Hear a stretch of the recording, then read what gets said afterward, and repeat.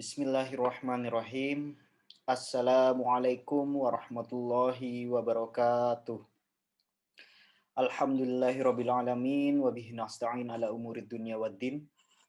Wassalatu wassalamu ala asrofil anbiya'i wal mursalin sayyidina Muhammadin wa ala alihi wa sahbihi ajma'in. Amma ba'du. Marilah kita panjatkan puja dan puji syukur kepada Allah Subhanahu wa taala atas berkahan limpah dan nikmatnya kita dapat berkumpul di ruang virtual ini.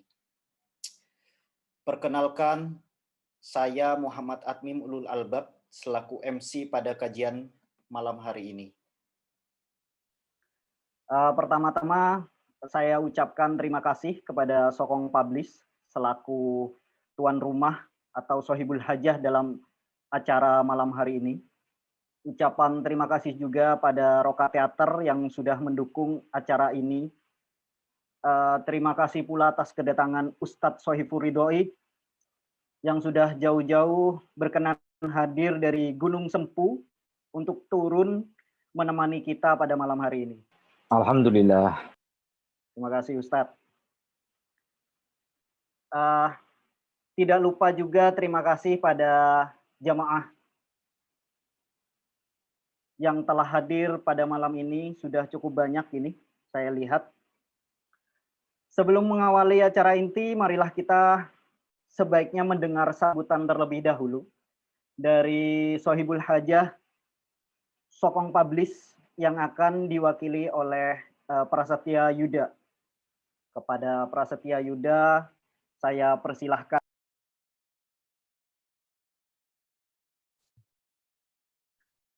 Assalamualaikum warahmatullahi wabarakatuh. Waalaikumsalam warahmatullahi wabarakatuh. Alhamdulillahirabbil alamin. Terima kasih kepada Bapak dan Ibu yang telah menyediakan waktunya untuk hadir dalam acara pengajian pada malam hari ini. Semoga tetap diberikan kesehatan dan kegairahan selalu. Awal ketertarikan kami, Sokong, pada Tirakat, proyek fotografinya Kolbi Maliki, itu tidak bisa terlepas dari keikutsertaan Kolbi dalam Tunas Residensi Online. Sebuah program yang diinisiasi oleh Bertunazim pada bulan Mei tahun 2020 yang lalu. Di dalam program berformat kelas daring yang diikuti oleh 5 partisipan tersebut, Kolbi bersama partisipan yang lain mengembangkan proyek fotografi personal masing-masing ke dalam bentuk presentasi Zin digital. Pada bulan Juli tahun 2020, Kolbi adalah partisipan pertama dari Tunas Residensi Online yang mempresentasikan proyeknya. Kami langsung terpikat ketika pertama kali membaca Tirakat dalam format publikasi digital, yang sekarang masih bisa kita lihat di platform isu milik Kolbi Maliki dan Tunazim. Kami terpikat tidak saja atas isi dan isu pemeriksaan identitas diri yang dibawa oleh Kolbi lewat telah pengalaman hidupnya di pesantrennya dulu. Kami juga terpikat dengan potensi interaksi yang terkandung di dalam Tirakat. Bagaimana cara Kolbi membangun interaksi melalui perangkat naratif di dalam publikasinya mendorong kami untuk membayangkan Tirakat dalam bentuk cetak. Setelah menunggu kabar edisi cetak yang tak kunjung hadir, baik dari pihak Bertunazim maupun Kolbi sendiri, maka pada bulan Desember tahun 2020, kami akhirnya mengajukan diri mengadopsi Tirakat Kolbi Maliki untuk menjadi anak kami. Dan setelah 2 bulan menjalani proses pengembangan dan penerjemahan Tirakat ke dalam bentuk cetak, maka pada akhir bulan Februari tahun 2021, lahirlah edisi cetak Tirakat. Dan pengajian pada malam hari ini adalah perwujudan dari potensi interaksi yang terkandung dalam Tirakat yang kami sebut di awal tadi. Dalam pengajian pada malam hari ini, kami secara khusus mengundang Ustadz dari Gunung Sempu, Al-Mukarrom Sohifur Ridhoilahi, sarjana filsafat Islam, yang kebetulan juga seorang sutradara teater progresif untuk menelaah lebih jauh Tirakat Kolbi Maliki. Semoga pengajian ini memberi manfaat dan barokah bagi kita semua. Amin, amin ya rabbal alamin. Wassalamualaikum warahmatullahi wabarakatuh.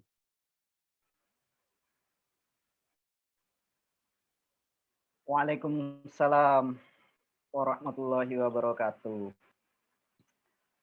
Eh, Sambutan yang kedua akan diberikan langsung oleh Ananda Kolbi selaku pengarang kitab Tirakat ini. Beliau sudah hadir. Terima kasih. Kepada Kolbi Maliki, saya persilahkan.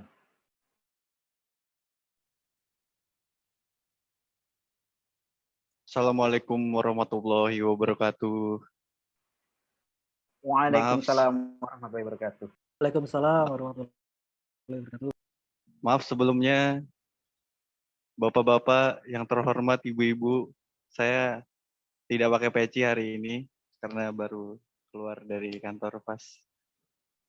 Mohon dimaafkan.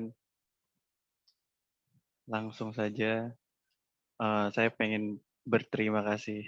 Yang pertama pada Allah Subhanahu wa Ta'ala, yang kedua ke Sokong Publish, yang ketiga buat Pak Kiai Ridho yang sudah bersedia untuk mengisi acara malam ini, Pak. Terima kasih banyak, Pak. Yang terakhir untuk teman-teman yang sudah mengikuti acara ini dari tadi. Ya, di sini saya ingin menjelaskan sedikit tentang tirakat. Tirakat ada karena sesimpel, sesederhana kerinduan saya dengan pesantren karena sudah 3 tahun tidak kembali ke pesantren, dan saya rasa dari 3 tahun itu saya merasakan perubahan dalam diri gitu, kayak berubah jauh, drastis banget. Nah, pada saat itu saya merasakan kosong gitu. Nah, untuk mengisinya saya mencoba untuk kembali ke pesantren dan berikhtiar untuk mengisi apa yang saya rasa kosong itu.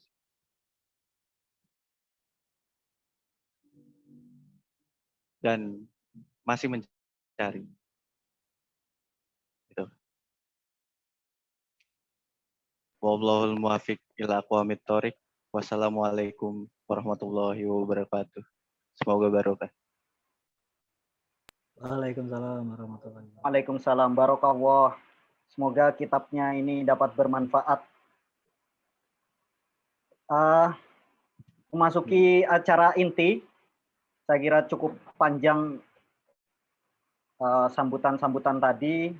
Ada beberapa saran dari selaku tuan rumah. Yang pertama adalah mohon audio bisa disenyapkan, sudah senyap semua sih ini sebenarnya. Demi kenyamanan juga bisa menggunakan mode speaker view, tampilan Zoom-nya. Terus saran yang ketiga adalah dipersilahkan memegang kitabnya masing-masing.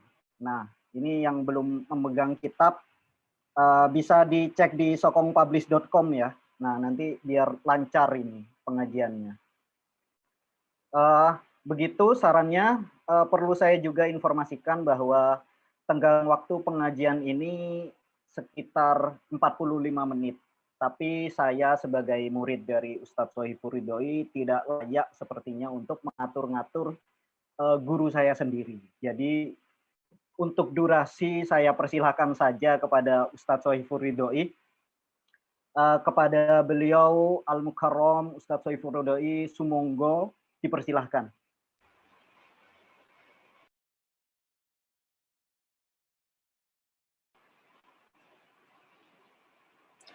Monggo kopinya sekalian dinikmati.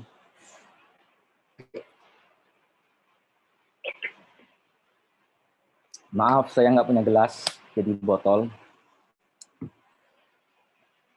Assalamualaikum warahmatullahi wabarakatuh. Waalaikumsalam.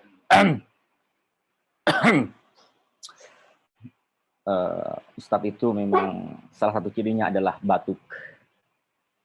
Jadi batuk itu bagian dari performativitas seorang ustadz. Apakah malam ini saya cukup berwibawa, saudara-saudaraku? Semoga. Assalamualaikum warahmatullahi wabarakatuh. Selamat malam semuanya.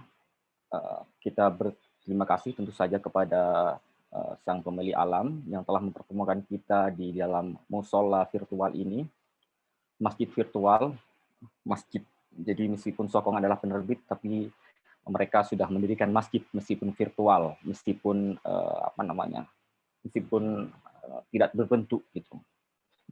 Ya, buktinya malam ini kita bisa bertemu, berjumpa di dalam kesempatan kajian tirakat, kitab tirakat ya. Terima kasih kepada Sokong membuat saya malam ini menjadi ustadz dan saya berusaha sebaik mungkin menjadi berwibawa. Semoga, subhanallah. Sebelum saya nanti akan memasuki di kitab yang dikarang oleh, ditulis dan dipotret oleh saudara Kolbi Maliki, saya mungkin akan memasuki dari satu perbincangan yang tentu saja menurut saya menarik sebelum kita memasuki. Katakanlah ini sebagai satu basis perbincangan kita malam ini. Saudara-saudaraku, saudariku yang dirahmati Allah. Saya akan mulai dari satu tesis, satu argumentasi atau satu teori yang dimunculkan oleh salah seorang antropolog Amerika. Kita pasti tahu, mengenal namanya karena sering disebut-sebut dalam konteks perbincangan antropologi di Indonesia, khususnya penelitian tentang masyarakat Jawa, yaitu Clifford Geertz. Nah, dia pada tahun 1960 menerbitkan satu buku yang dalam bahasa Indonesianya berjudul Agama Jawa, kalau nggak keliru ya, Agama Jawa. Di situ Geertz menulis tentang tipologi agama di masyarakat atau warga di Jawa terutama. Dan ini kemudian buku ini kemudian banyak mempengaruhi riset-riset setelahnya mengenai dengan tema-tema tentang agama, tentang masyarakat khususnya di Jawa. Ya, buku ini memang jadi salah satu buku yang paling berpengaruh di konteks kajian kebudayaan dan terus menimbulkan perdebatan dan menginspirasi kajian-kajian baru. Meskipun harus diakui bahwa riset yang dilakukan Geertz ini untuk konteks perbincangan kita dalam diskursus soal agama itu sebenarnya sudah tidak memadai lagi, terutama sejak reformasi ya gitu, ketika identitas keislaman kemudian kelompok-kelompok Islaman mulai membuka diri, baik di dalam lingkungan konteks politik, kebudayaan, dan seterusnya. Nah, mari kita mulai. Geertz itu membagi tipologi masyarakat atau Islam di dalam masyarakat Jawa menjadi 3. Yang pertama itu Islam santri, yang kedua itu Islam abangan, yang ketiga disebut dengan Islam priai. Kita mulai dari yang pertama. Islam santri itu disebut sebagai umat yang memiliki pengetahuan tentang Islam yang juga melakukan syariat Islam atau menjalankan ibadah sesuai dengan Al-Quran dan hadis gitu. Dan ini berada di dalam lingkungan pesantren. Tetapi Geertz tidak menunjuk pesantren sebagai satu komunitas kebudayaan, tetapi siapapun yang memahami Islam di level pengetahuan dan terus mengekspresikannya di dalam ibadah-ibadah itu termasuk santri, Islam santri, meskipun seseorang tersebut bukanlah orang yang tinggal atau pernah belajar di pesantren. Yang kedua, Islam abangan itu Islam, kalau ada anekdot itu Islam KTP. Jadi KTP-nya Islam, tetapi di dalam konteks ibadahnya yang disebut dengan Islam abangan oleh Geertz ini masih dipengaruhi oleh mistisisme Hindu-Buddha, atau yang kita kenal dengan animisme, kepercayaan animisme dan dinamisme, di mana kepercayaan yang satu kepercayaan di mana benda-benda itu memiliki roh atau jiwa dan seterusnya gitu. Nah, Islam abangan ini mereka tidak punya pengetahuan di pengetahuan Islam terutama, dan ibadahnya juga tidak sekental Islam santri. Dan bagi Geertz ini Islam abangan ada di kelompok-kelompok petani yang tidak punya sejarah misalnya belajar agama di pesantren atau kepada guru-guru yang punya pengetahuan luas tentang agama. Kemudian yang ketiga, Islam priai. Jadi ketika kita menyebut kata priai, kita tentu saja memahami bahwa ini ngomongin soal Islam di level orang-orang aristokrat atau golongan-golongan bangsawan, ningrat. Ini bisa kita lihat di dalam misalnya di kerajaan Mataram lah gitu. Jadi mereka bangsawan, priai, aristokrat, memeluk agama Islam, tetapi juga mereka tentu saja tidak sekental pengetahuannya, tidak sebanyak pengetahuannya ketimbang Islam santri ini. Dan oleh karenanya sama dengan Islam abangan, juga ada pengaruh dari tradisi Hindu-Buddha gitu, animisme, dinamisme. Ya, kita di Jawa bisa sangat lumrah sekali melihat kemenyan, misalnya berdoa dan berdoa atau ke kuburan dan seterusnya. Ini kemudian kalau di konteks misalnya di Nahdlatul Ulama kan itu diadopsi, kemudian kayak dimodifikasi lah gitu ya, isinya kemudian diubah menjadi kayak ajaran-ajaran agama, tapi misalnya kita tetap berhubungan dengan leluhur kita melalui mendatangi kuburan, membakar kemenyan dan seterusnya. Nah, sebenarnya Islam abangan dan Islam priai ini kita ngomongin soal konteks strata sosial sebenarnya. Karena dua-duanya baik Islam abangan atau Islam priai ini itu tidak terlalu patuh terhadap atau tidak terlalu punya pengetahuan ketimbang dibandingkan dengan Islam santri.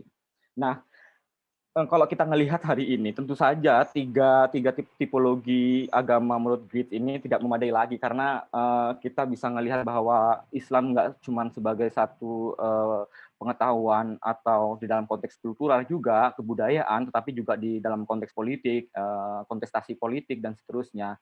Dan juga banyak kemudian kepercayaan-kepercayaan yang juga berjangkar kepada Islam, misalnya kayak Ahmadiyah dan seterusnya gitu ya. Dan misalnya kayak gerakan-gerakan politik, misalnya kayak FPI gitu, terus HTI dan seterusnya. Jadi sebenarnya apa yang di hari ini yang kita temui soal tipologi masyarakat Islam, kalau kita melihat Geertz itu nggak memadai lagi, tetapi saya tetap pakai ini karena Geertz menyebut Islam santri sebagai salah satu tipologi yang mempengaruhi terhadap kebudayaan dan konteks keindonesiaan juga gitu. Nah, di Islam santri ini tentu saja karena yang dirujuk adalah orang-orang Islam yang misalnya kalau kita ngelihat misalnya Muhammadiyah dan Nahdlatul Ulama, misalnya kalau di konteks pesantren ada Nahdlatul Ulama yang dia mendirikan lembaga-lembaga pendidikan di desa-desa atau di kampung-kampung ya, sementara Muhammadiyah dia bergerak di perkotaan. Jadinya misalnya Muhammadiyah mendirikan sekolah, kampus, rumah sakit dan seterusnya, sementara di desa-desa NU mendirikan pesantren gitu. Sesuatu yang sebenarnya tidak dilakukan oleh negara gitu. Negara tidak membangun mulanya tidak membangun sekolah di desa-desa. Maka dari itu pesantren menjadi satu entitas nggak cuma kultural, tapi juga politik, juga pendidikan yang mengerjakan itu gitu, di pesantren. Oke. Apakah saudara-saudara sekalian sudah merasa bosan? Semoga tidak. Saudara-saudaraku yang dirahmati oleh Allah, kita akan mulai dari buku ini. Saya akan bolak-balik dari buku dan kemudian keluar dari buku. Jadi semacam bolak-balik kayak itu ya. Jadi masuk ke dalam buku dan kemudian keluar kembali.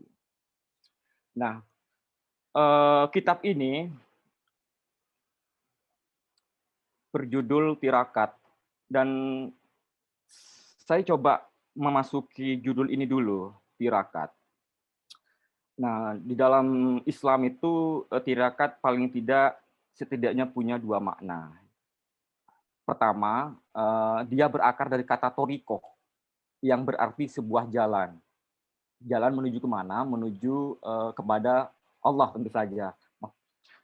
Jalan menuju akhirat atau bertemu dengan Sang Pencipta, yaitu Allah lah, katakanlah begitu. Nah, untuk jalan menuju ini, maka yang dilakukan adalah yaitu amalia-amalia yang bersifat transenden. Misalnya puasa Senin Kamis, zikir, kemudian membaca amalan-amalan tertentu, sholat sampai capek gitu, nggak punya capek maksudnya, sholat tahajud, sholat duha, dan seterusnya, yaitu sholat-sholat di luar 5 waktu yang diwajibkan gitu. Itu yang pertama. Tarikat berangkat dari kata torikoh yang berarti sebuah jalan. Yang kedua yaitu tarokah yang berarti meninggalkan. Yang pertama tadi sebuah jalan, yang kedua adalah meninggalkan. Maksudnya meninggalkan kenyamanan duniawi, yaitu mengendalikan hasad, mengendalikan hawa nafsu. Kebendaan yang material itu bukanlah orientasi dari pelaku tarekat ini. Kenikmatan-kenikmatan dunia itu ya hanya sementara gitu, dan yang diorientasikan dalam tarekat ini yaitu kenyamanan yang di luar kebendaan, yang melampaui benda.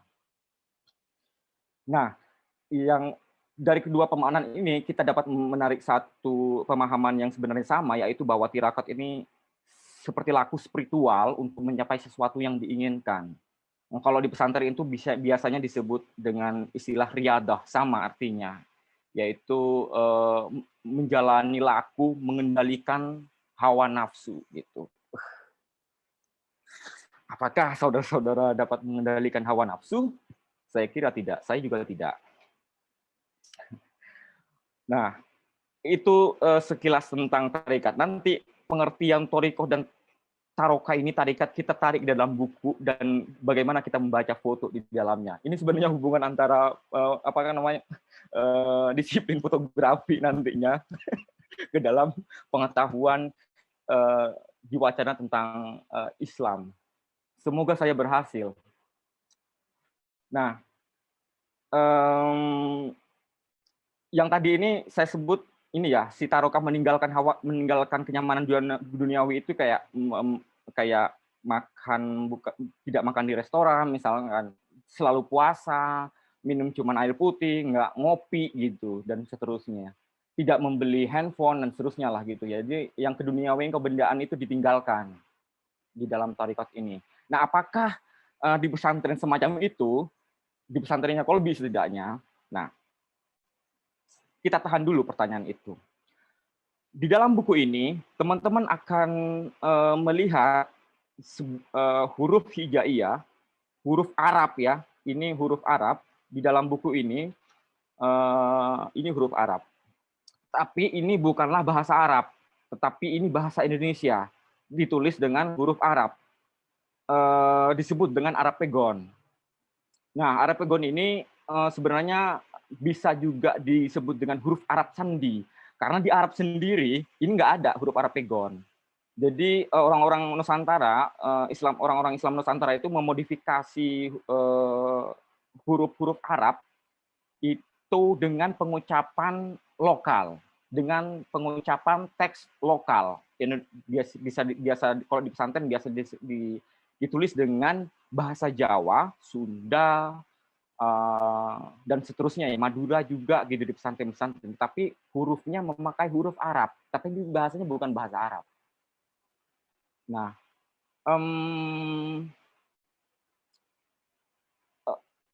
ada yang menyebut Arab Pegon ini sebagai huruf Arab sandi.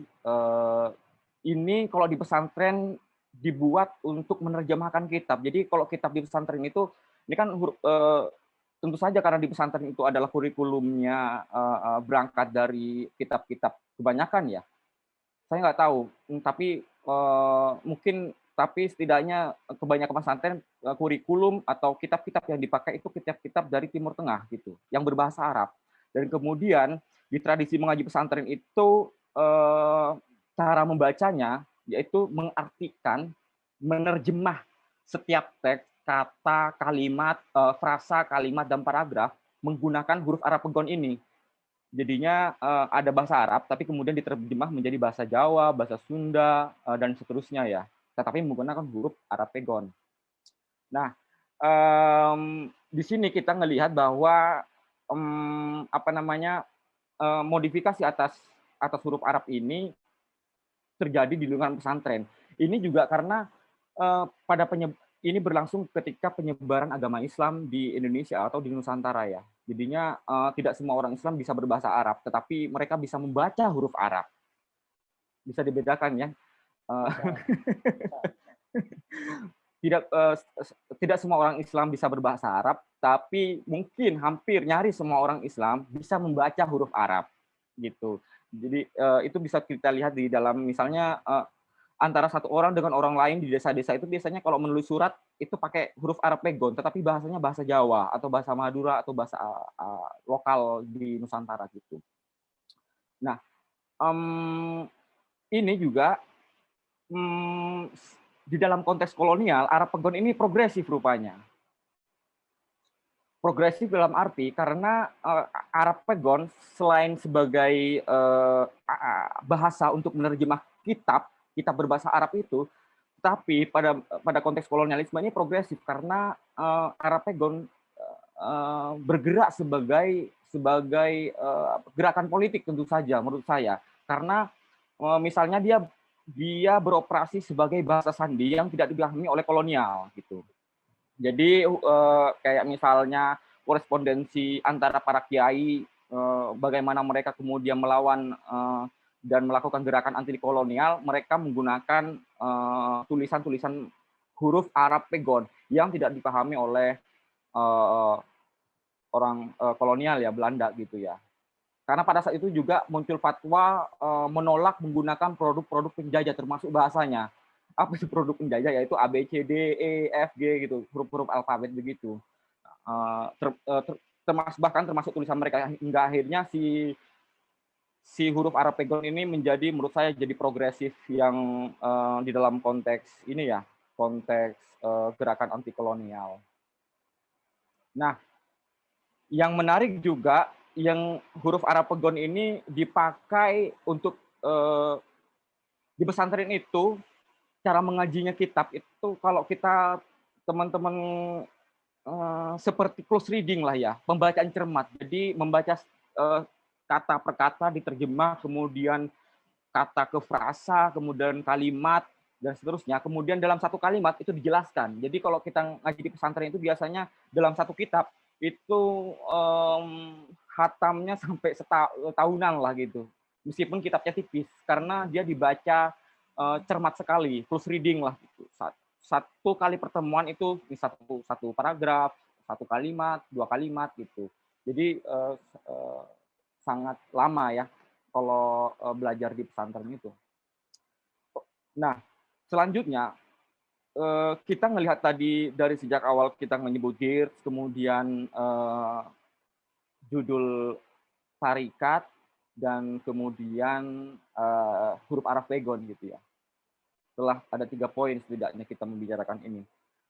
Sekarang ini yang juga mendebarkan gitu. Kita akan masuk ke buku ini secara lebih rinci lagi. Pertama, buku ini tentu saja berisi foto. gambar. Selain foto, kita juga mesti menerima bahwa di dalam kitab ini tidak hanya foto, tetapi juga ada kata, yaitu huruf Arapegon ini.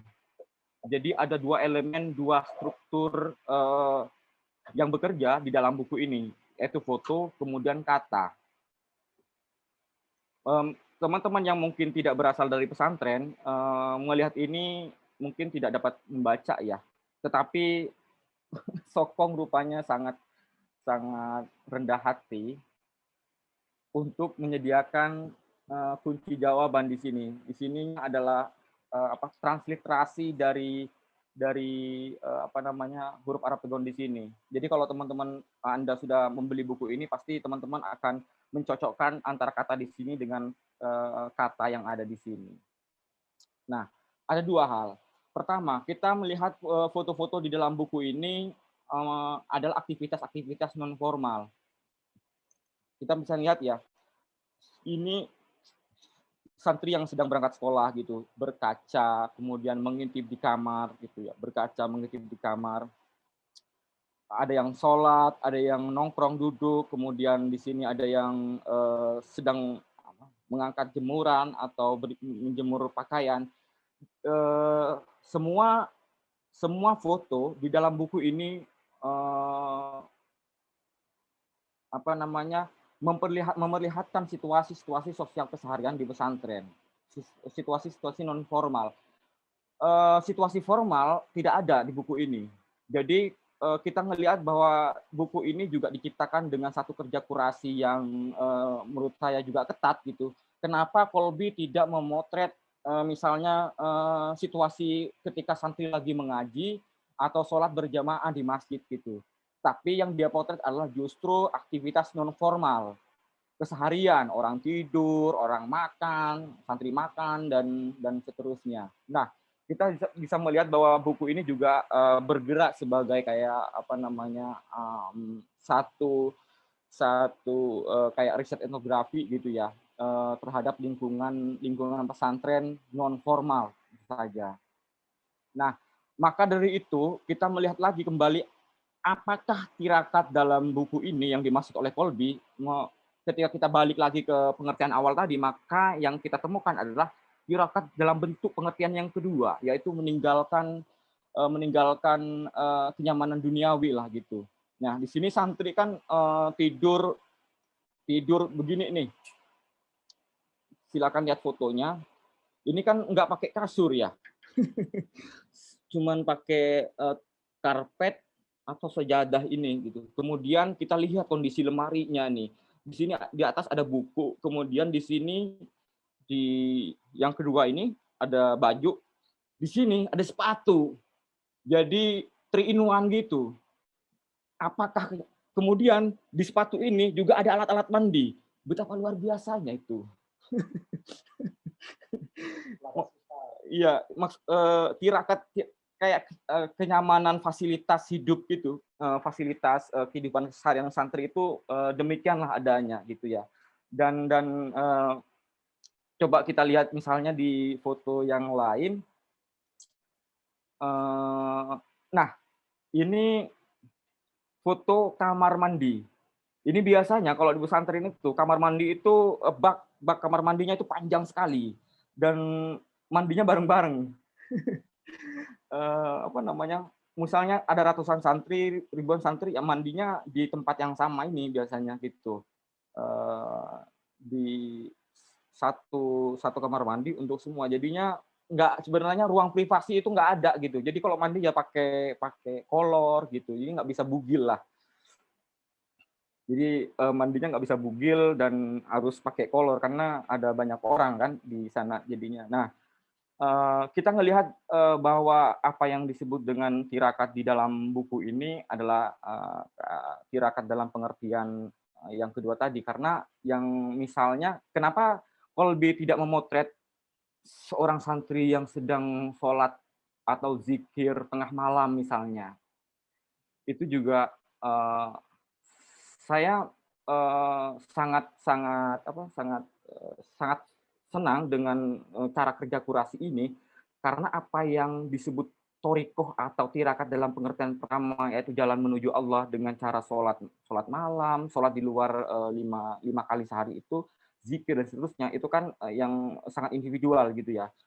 Urusan antara antara seseorang dengan Tuhannya, dan Kolbi tidak memotret itu. Justru dia melihat satu situasi sosial di mana pesantren juga menjadi kebudayaan yang kebudayaan turut memengaruhi banyak hal gitu, termasuk norma, nilai dan seterusnya. Nah, di dalam buku ini saya juga beberapa menandai, misalnya di buku ini kita akan melihat foto-foto, selain foto-foto peristiwa keseharian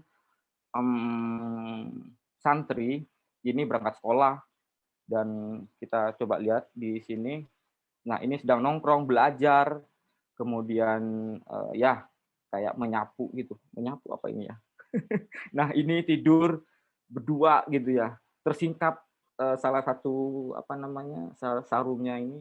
Nah, selain ini juga berangkat sekolah. Nah, selain Kolbi memotret situasi-situasi keseharian santri, juga dia tertarik juga terhadap benda atau objek. Misalnya di foto pertama kita ngelihat di sini ada kursi misalnya ya. Kemudian ini lemari gitu. Jadi foto-foto yang tidak memperlihatkan satu manusia di dalamnya. Nah, di sini juga kitab-kitab misalnya gitu ya. Jadi objek-objek kayak di sini songkok, tadi kita melihat di sini ada, nah ini nampan ya. Nah, ini nampan, tempat makan santri. Jadi kayak dia ngelihat satu situs di mana representasi atas pesantren gitu, representasi atas santri gitu. Jadinya misalnya kayak gini nih.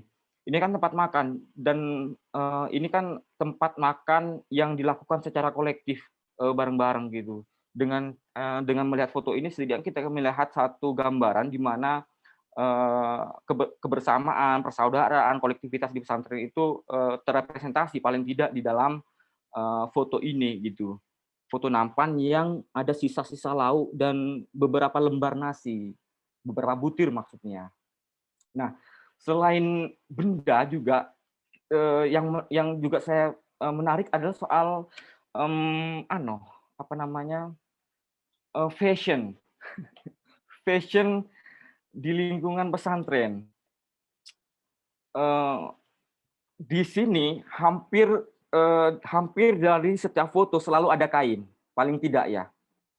Ada selimut gitu, dan tadi kita melihat baju-baju, sarung, baju yang digantung gitu. Nah, objek-objek ini, fashion ini, kemudian yang juga menarik adalah juga soal siasat gitu. Nah, ini siasat menyimpan di foto ini bagaimana dengan satu fashion yang berada di lingkungan santri ini, sarung, dan bagaimana mereka menyimpan duit gitu, misalnya di sini ditaruh di songkok gitu, atau ditaruh di lipatan sarung, dan dompetnya ditaruh seperti pusaka atau apa ya, seperti keris lah gitu, seperti keris.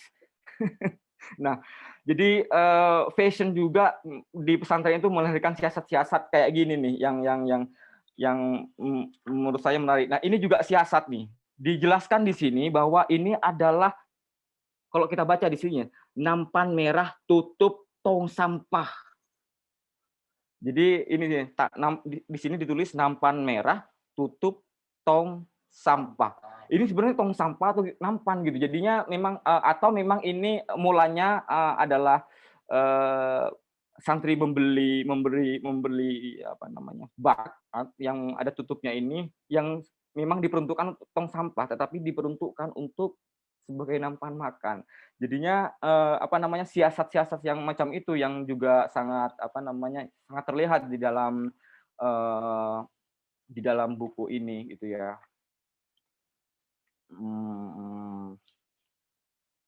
Nah, juga di foto ini, apabila kita melihat bagian per bagian, di sini juga di dalam santri ada tradisi kayak mural gitu ya, atau katakanlah bisa kita sebut sebagai seni rupa lah gitu ya, paling tidak.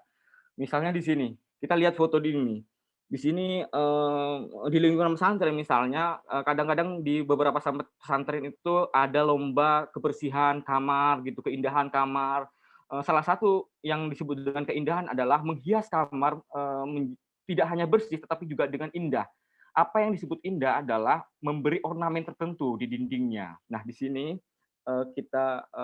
Anda bisa lihat, misalnya di sini ada foto mural atau lukisan daun-daun ya, daun atau tanaman gitu.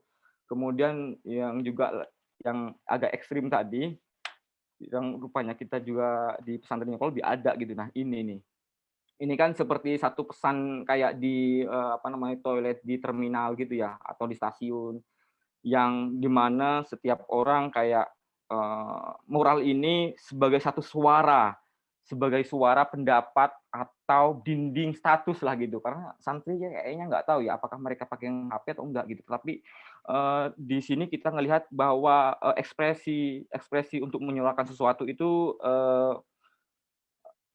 terlihat di sini gitu, di mural-mural ini kayak gini nih.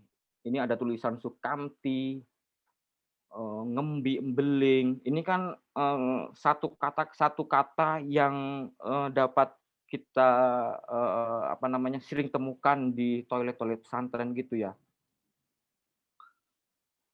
Jadi kayak satu orang menulis, kemudian orang lain menambahi kayak dia saling jawab menjawab gitu. Nah kalau teman-teman pernah baca kayak cerpennya Eka Kurniawan, judulnya Coret-coret di dinding toilet, itu seperti itulah. Jadi bagaimana satu dinding itu saling menyuarakan, tapi dia identitas si penulis itu tidak ada di teks ini gitu.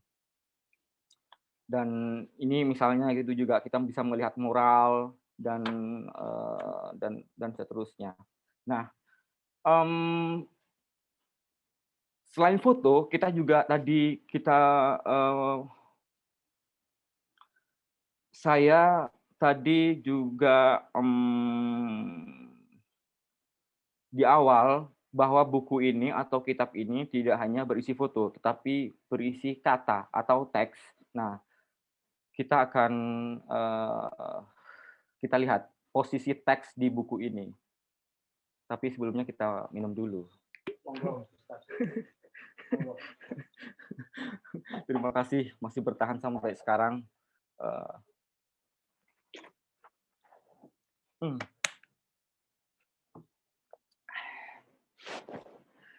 Saudara-saudariku yang dirahmati oleh Allah. Amin. Nah, di sini ada foto, kemudian ada kata gitu ya. Ada teks Arab Pegon. Nah, posisi kata sebenarnya di kitab ini, di buku foto ini, dia adalah caption. Jadinya seperti kalau kita di Instagram ada foto kemudian ada captionnya. Nah, di buku ini status dari teks ini adalah caption dari foto gitu.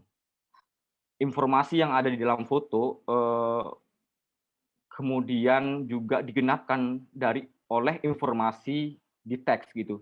Misalnya kita bisa melihat foto ini sebagai satu satu kebenaran gitulah, sebagai satu informasi yang dapat kita pahami awal. Misalnya kalau nggak keliru, misalnya Bart menyebut istilah soal analogon gitu. Kita bisa melihat foto sepintas dan kita langsung memahami foto itu tanpa kemudian memikirkannya gitu. Tolong periksa kalau saya keliru soal istilah dari Bart tadi. Misalnya di sini gitu, kita melihat foto ini, kita bisa langsung segera mengetahui bahwa foto ini adalah santri sedang makan gitu. Dan foto kan juga dia sebagai satu bahasa, sebagai satu sistem tanda. Misalnya kayak, karena juga ada istilah soal visual literasi gitu, yang misalnya kayak bukunya Paul Mesaris gitu ya, dia nulis soal buku visual literasi. Kenapa visual literasi juga mengandaikan bahwa di dalam satu visual, dalam satu gambar itu juga mengandung soal keberaksaraan gitu. Bagaimana gambar sebagai sistem tanda dan bahasa juga dapat dibaca, atau foto sebagai cara berbahasa dan kemudian tumbuh sebagai diskursus gitu, wacana. Nah, soal kemudian hubungan antara foto dengan teks ini, misalnya juga ini mungkin agak saya menggali dari beberapa sumber, misalnya di buku Another Way of Telling-nya Berger gitu ya, di dalam satu esainya di dalamnya ngomongin soal hubungan antara foto dan kata, dan dia bilang soal foto itu selalu meminta interpretasi dan kata-kata menyediakannya gitu. Jadi foto memang di sini dia sebagai satu kenyataan tak terbantahkan, tetapi Berger bilang dia lemah dalam konteks pemanaannya gitu, dan diberi makna oleh kata-kata gitu. Tetapi sebenarnya foto juga dia sebagai satu bahasa, dia sebenarnya dapat berbicara atas nama dirinya sendiri gitu, tanpa juga tanpa juga diikuti oleh kata gitu. Nah, Barth misalnya juga ngomong soal hubungan soal foto dan kata ini, bahwa foto juga bukanlah struktur tunggal yang menyingkirkan dirinya dari struktur yang lain, atau mengisolasi dirinya dari struktur lain. Apa yang disebut struktur lain itu salah satunya adalah misalnya teks, kata-kata gitu. Jadinya Bart nyontohin soal foto-foto pers gitu, jurnalistik gitu ya, di mana foto selalu diikuti oleh berita gitu. Foto bisa menjelaskan satu hal, dan berita dia menjelaskan hal yang sama tetapi dengan bahasa yang berbeda gitu. Nah, makanya kemudian foto dia tidak bergerak sendirian, dia berada dalam struktur yang tidak tunggal gitu. Ia hadir bersama kata gitu. Nah, di buku ini juga, di buku Colby ini, Tirakat, foto juga bergerak atau beroperasi memakai dua struktur tadi, foto dan kemudian kata. Nah, tetapi apakah kita dapat, bagi teman-teman yang mungkin tidak pernah belajar di pesantren dan tidak mengenali huruf Arab Pegon sebelumnya, apakah teman-teman segera dapat melihat ini sebagai kata gitu? Karena juga saya yang juga pernah belajar di pesantren, dengan tulisan Colby,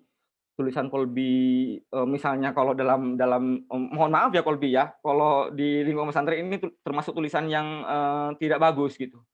Tulisan tangan yang jelek gitulah.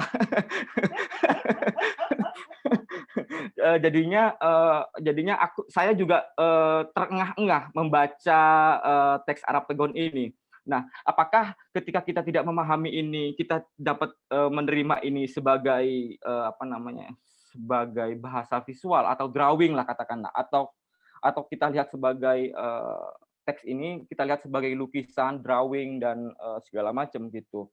Apakah fungsi teks ini berubah kemudian gitu ya.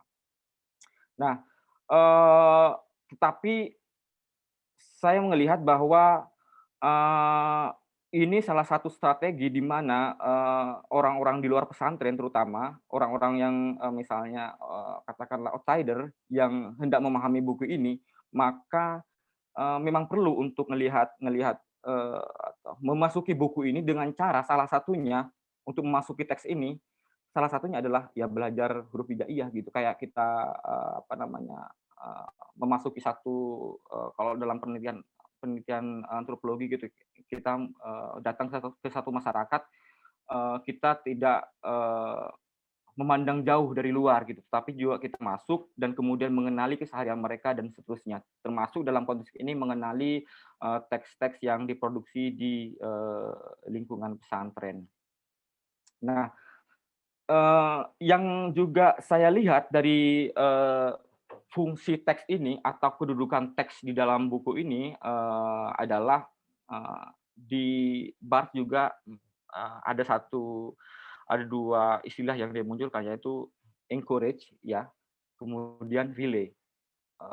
Melalui via ST Sunardi, encourage dia menerjemahkan encourage sebagai membatasi, dia menerjemahkan itu sebagai membatasi gitu ya. Tapi encourage dia juga bermakna penjangkaran, pelabuhan gitu, atau kita bisa melihatnya itu sebagai batas gitu. Teks pertama dia bisa membatasi foto sebenarnya. Jadi foto ini yang punya kemewahan tafsir, punya kemewahan penanda di dalamnya, kemudian kehadiran teks dia dapat membatasi karena si foto itu si teks ini memonopoli pesan di dalam gambar gitu. Jadi kalau kita misalnya kita ngelihat foto ini misalnya gitu sebelumnya, dan kita tidak terlalu memahami, maka di sini ada teks gitu. Dan kemudian pemaknaan kita atas foto ini tergantung bagaimana teks ini ada di sini. Nah, yang kedua yaitu relay gitu ya, mempercepat bagaimana pesan sampai segera gitu. Nah, di buku ini juga ada soal selain Kolbi bermain-main dengan teks huruf Arab pegon, tetapi juga menurut saya sayang juga dengan kehadiran apa namanya ini, kata kunci jawaban di sini. Di sini adalah versi tulisan Latinnya, alfabet dari teks di dalam buku ini.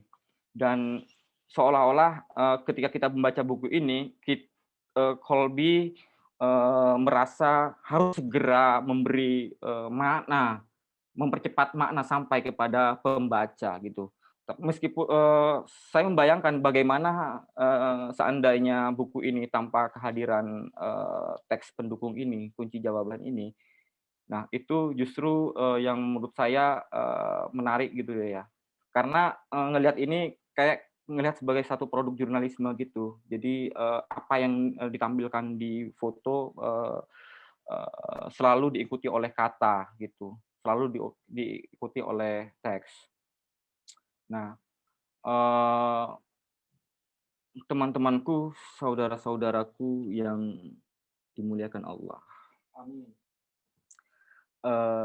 Barangkali demikian yang bisa saya sampaikan. Apabila saya menyampaikan ini dengan banyak yang keliru, tentu saja itu dari saya, atas kebodohan saya. Apabila ada yang benar, sesungguhnya itu juga dari Allah dan saya. Terima kasih teman-teman telah hadir di pengajian malam ini.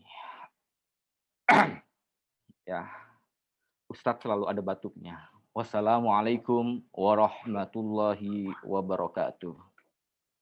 Waalaikumsalam warahmatullahi wabarakatuh.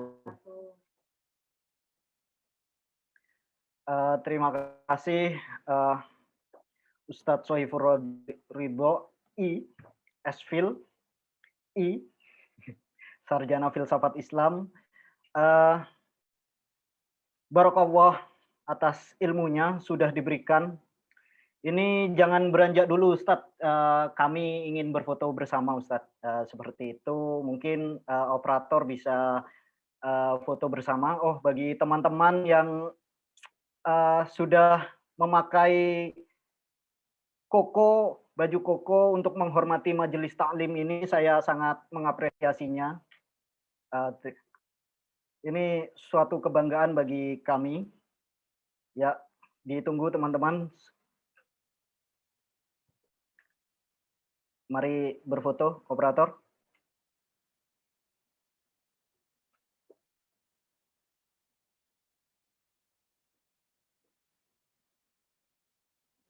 Sudah. Ini ada beberapa informasi sebelum mengakhiri. Tadi ada pertanyaan. Kitabnya dari kiri ke kanan, dari kanan ke kiri untuk pembacaan terbaik seperti itu. Jadi membukanya dari kanan ke kiri. Begitu saja. Terima kasih juga pada Sokong Publish saya ucapkan sebagai tuan rumah, Lokal Teater yang sudah mendukung acara ini. Dan informasi juga rekaman pengajian ini akan berada di akun YouTube Sokong Publish. Nantinya akan diunggah, bisa disebar seperti itu. Dan juga ada informasi Sokong Publish akan mengadakan webinar bekerja sama dengan Good School. Bisa diakses di webnya Good School, goodschool.art/short course seperti itu. Terima kasih. Wabillahi taufiq wal hidayah. Wassalamualaikum warahmatullahi wabarakatuh. Waalaikumsalam warahmatullahi wabarakatuh. Teman-teman, sebelumnya ini ada bonus dari saya. Jadi bagi yang sudah meninggalkan ruang, mungkin tidak tahu kalau ini masih berlanjut. Sebentar, saya punya satu eksperimen pembacaan atas. Kali ini saya mau beranjak keluar dari buku foto ini, tetapi masuk ke Kolbi dengan buku fotonya. Apabila yang tadi kita melihat misalnya kita mulai dari tipologi agama di Jawa, kemudian masuk ke tirakat, kemudian langsung ke buku, kita melihat membawa buku ini ke dalam satu diskursus tertentu gitu. Nah sekarang saya ingin ngelihat ini eksperimentasi, bisa saya gagal atau bisa sukses gitu ya, dengan melihat Kolbi sebagai subjek dengan buku fotonya ini. Nah, ini sebenarnya session kedua.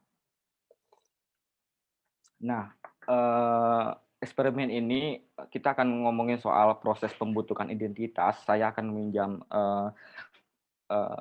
dan ini agak berat ya sebenarnya, maksudnya untuk diri saya sendiri juga karena agak teoritis.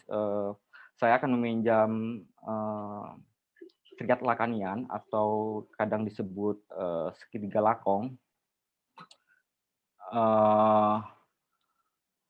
Tentu saja kalau ngomongin Lakong, ngomongin soal psikoanalisa gitu ya, ngomongin soal proses pembentukan identitas gitu. Nah kalau misalnya di Geertz misalnya ya, dia ngomongin soal identitas atau ikatan primordial itu seperti ras, agama, suku, ikatan darah dan seterusnya itu terberi gitu atau given.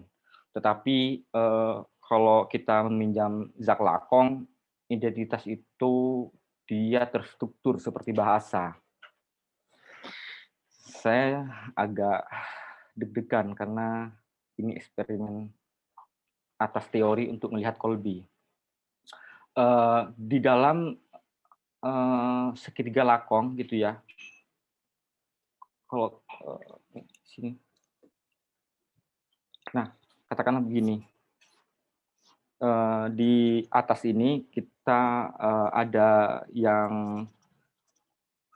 the real atau real, kemudian di sini imaginer, kemudian di sini simbolik gitu. Jadi segitiga Lacan itu berada di dalam tiga pengertian ini. Bagaimana subjek tumbuh dan berproses gitu. Nah di fase pertama ini yang the real ini satu dunia di luar bahasa atau dunia sebelum ditangkap oleh bahasa atau arena yang belum terbahasakan atau sebuah dunia pradiskursif atau prawacana gitu. Jadi ini sebenarnya kayak misalnya konsep ideal kita, saya rindu gitu. Apakah itu rindu gitu? Jadi kita nggak bisa menjelaskan itu, maka dia sebenarnya ada di dunia yang tak terbahasakan ini gitu ya. Nah kemudian karena di sini Lacan kan kalau di psikoanalisa Lacan dia memberi contoh seorang anak gitu. Jadi kalau anak umur 2 tahun dia selalu merasa penuh gitu, utuh bersama ibunya. dan dia tidak merasa kehilangan apa-apa gitu. Nah, kemudian di ini imajiner ini biasanya kadang disebut dengan fase cermin gitu, di mana fase ini cermin ini bisa disebut memang cermin, atau aku melihat wajah saya di laptop misalnya, atau dia cermin bisa adalah orang lain atau subjek-subjek yang lain gitu. Nah, di sini proses kayak mengidentifikasi diri subjek melalui cermin. Kita akan melihat bagaimana kerangka teoritik ini dipakai untuk melihat Kolbe dan buku ini ya. Nah, kemudian yang simbolik ini adalah dunia di dalam bahasa, atau dunia di mana bahasa ada di dalamnya gitu, selalu ada di sini gitu, di tataran simbolik. Jadi semua orang bahkan di dunia ini berada di dalam tataran ini gitu. Semuanya akan jatuh ke dalam di dalam tatanan simbolik. Saya akan pelan-pelan. Nah, tetapi kemudian di dalam fase simbolik ini ada yang disebut dengan lag, atau rasa subjek terus-menerus kurang gitu. Subjek terus-menerus tak lengkap atau retak dan seterusnya. Dan subjektif ini terus selalu ingin ke sini, ke yang real ini, tetapi karena dia sudah berada di dalam bahasa, maka dia tidak akan pernah mencapai di sini. Nah, mari kita melihat bagaimana kerangka ini dipakai untuk melihat Kolbe gitu. Nah, di buku ini kita balik ke awal. Nah, di sini ada teks bertuliskan untuk diriku sendiri 11 tahun yang lalu. Ada jarak temporal di sini. Jadi Kolbe berada di dalam ruang ini 11 tahun yang lalu, dan kemudian dia membuat buku ini 11 tahun kemudian. Nah, kita juga bisa melihat tirakat di sini. Nah, tadi Kolbe di awal di sambutan-sambutan menyebut kata frasa, merasa kosong gitu. Jadi dia merasa berada di dalam satu situasi alienasi di mana dia ingin kembali ke pesantren gitu. Nah, kenapa Kolbe ingin kembali gitu? Rindu macam apakah kayak gitu? Nah, itu sebenarnya dia tak terbahasakan gitu. Jadi misalnya kayak tirakat gitu tadi gitu ya. Tirakat sebagai jalan untuk menuju Tuhan gitu. Nah, apakah Tuhan gitu? Siapakah Tuhan gitu? Nah, Tuhan itu sebenarnya situasi yang real gitu. Dia entah dan tak terbahasakan. Tapi ketika dia masuk ke dalam situasi bahasa, dia berada di dalam simbolik gitu ya. Nah, buku ini untuk diriku sendiri 11 tahun yang lalu, kemudian di awal tadi ngomongin merasa kosong, di sini apa yang disebut dengan misalnya kangen dengan pesantren, rindu dengan pesantren, kata rindu gitu sebenarnya rindu itu perasaan macam apa gitu. Jadi ketika dia sudah menemukan bahasa, misalnya kata rindu, dia sebenarnya bukan rindu gitu ya, karena dia sudah terbahasakan. Nah, kemudian ketika Kolbe datang ke pesantren untuk memotret ini, itu fase di mana dia proses mengidentifikasi dirinya sendiri sebagai santri. Nah, di sini fase cermin atau fase imajiner, dia melihat dirinya Kolbe melalui subjek-subjek yang ada di pesantren saat ini gitu. Dia mencoba mendefinisikan dirinya sebagai santri ketika dia sudah keluar dari institusi pendidikan ini gitu. Nah, kemudian Kolbe menggunakan arpegon dan menggunakan foto gitu. Dia ingin sampai kepada apa yang disebut 11 tahun yang lalu, rindu, merasa kosong dan seterusnya, menggunakan fotografi gitu. Fotografi dia adalah bahasa, juga arpegon adalah bahasa. Dia berada di dalam tataran simbolik gitu.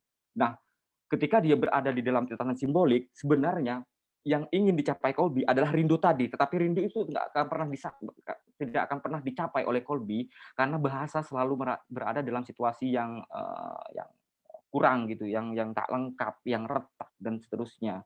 Nah, Ini yang menarik bagi saya, misalnya kayak situasi, ini kan pesantren katakanlah sebagai ikatan primordialnya Kolbi gitu.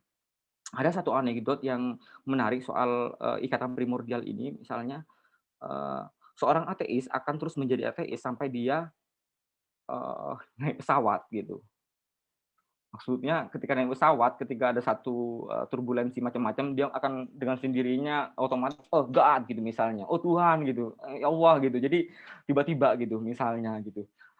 Ulul albab si, apa namanya, si, MC kita ini, dia, muslim gitu, tetapi sudah jarang sholat misalnya kayak gitu tuh. Tetapi, Islam itu udah bagian dari ikatan primordial yang kayak kalau kita, punya luka misalnya gitu, luka itu, bisa disembuhkan, luka itu bisa kering, tetapi dia akan meninggalkan jejak di sini. Jadi ikatan primordial kayak gitu tuh, kayak ras, agama, dan seterusnya. Nah, pesantren dan Islam, di dalam Kolbi itu, ikatan primordial yang terus-menerus, kemudian untuk mencapai apa yang disebut tirakat, Allah, kemudian rindu ke pesantren, itu, selalu menggunakan bahasa gitu, selalu, menggunakan,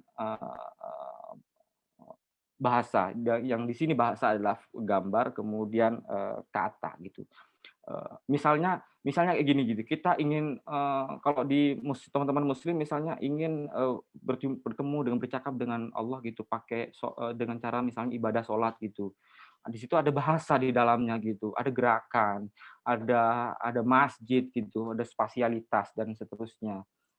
Jadi dia selalu berada, di dalam ruang, bahasa, sementara bahasa sendiri dia selalu retak gitu. Nah, di, buku ini yang berjudul, Tirakat ini adalah, satu akumulasi dari, retakan-retakan bahasa yang di mana Kolbi ingin mencapai apa yang dituju, yaitu rindu pesantren atau, eee, tirakat sebagai bahasa untuk menuju Allah. Sebenarnya dia nggak akan bisa ke sana dalam konteks ini karena dia selalu memakai bahasa, dan demikianlah.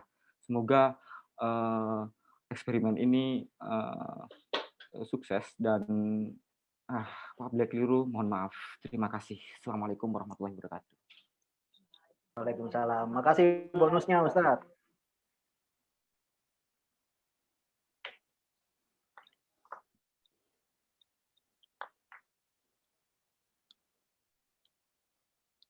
Ya, demikian bonus tadi dari Ustadz Soifur.